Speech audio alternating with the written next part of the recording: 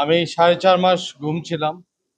আজকে আপনাদের সামনে দাঁড়ায় আমার খুব ভালো লাগছে যে আমরা এই মাটিতে এই বিচারটা শুরু করতে পেরেছি। কারণ গুম হয়তো আমরা হয়েছি, কিন্তু আমাদের সাথে আমাদের পরিবার ধ্বংস হয়ে গেছে।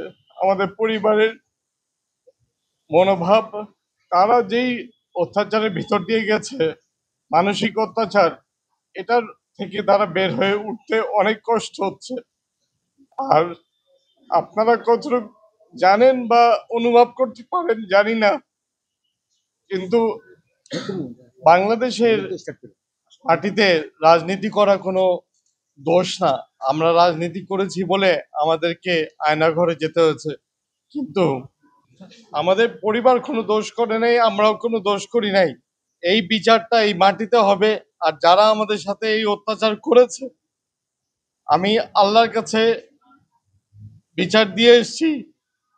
আমি ওমরায় গেছিলাম, আল্লাহর কাছেও বিচার দিয়েছি, জনগণের কাছেও বিচার চেয়েছি। আপনাদের সবার মাধ্যমে আমি ন্যায় বিচারটা চাই আমাদের সকলের জন্য, যাতে ভবিষ্যতে বাংলাদেশে এমন কোনো অত্যাচার বা এই আয়নাঘর যেন না থাকে। ওয়ালটন এখন দেশের সীমানা পেরিয়ে পৌঁছে গিয়েছে 50টিরও বেশি দেশে। ওয়ালটন, ঘরে ঘরে বিশ্বজুড়ে।